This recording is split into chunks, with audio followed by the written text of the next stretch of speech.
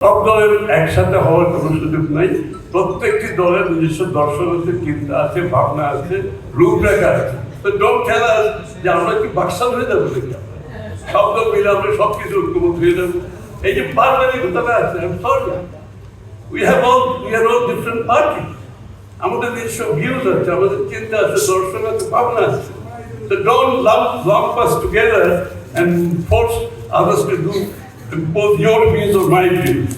এই যে একটা টেন্ডেন্সি ডেভেলপ করছি ইদানিং বাংলাদেশে, আমরা সব ঐক্যমত হয়ে যাবো, আমরা সব ঐক্যমত হয়ে যাবো, বাংলাদেশের প্রবলেম সলভ। আরে ভুলো মাই, আর বিসাইডস পলিটিক্যাল পার্টিগুলোকে এই দায়িত্ব কে দিয়েছে?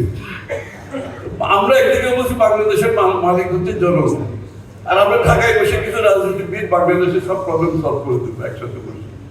টানা তৃতীয়বার অর্জন করেছে দেশের সেরা সুপার ব্র্যান্ড স্বীকৃতি বসুন্ধরা টিস্যু। এটা তো is totally contrary to the Democratic value. Democratic value রাষ্ট্র আমরা দেশের বেসিক হচ্ছে আমরা জনগণের কাছে যেতে হবে। আমি আমার প্রপোজাল নিয়ে আমি জনগণের কাছে ম্যান্ডেট নিয়ে পার্লামেন্টে আসবো, তথাতে আমি যে ম্যান্ডেট নিয়ে আসছি সেটা আমি পালন করছি কিনা, make us accountable, that is the bottom line.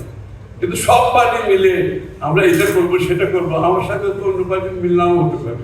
My party is different party, আমার ফিলোসফি ডিফারেন্ট, আমার চিন্তা different. We are A liberal Democratic party, we are A liberal Democratic party. আমি এজ এ লিবারেল ডেমোক্রেট, আমার তো চিন্তা আমার মতো আছে, তাই না? আমি তো অন্য পার্টির চিন্তা আমার মতো চাপে দিলে কোনো লাভ নেই।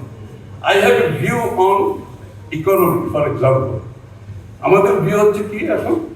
আমরা হচ্ছে ডেমোক্রেটাইজেশন অফ দি ইকোনমি। রাজনীতিকে খালি গণতন্ত্র করবেন আর অর্থনীতিকে নিজের মধ্যে রেখে দেবেন। পৃষ্ঠপোষকতার আপনি অর্থনীতি করবেন, কিছু লোক বেনিফিটেড হবে, কিছু অর্গানাইজ গ্রুপ বেনিফিটেড হবে, rest of the people be out of it. এই জায়গাটাতে করলে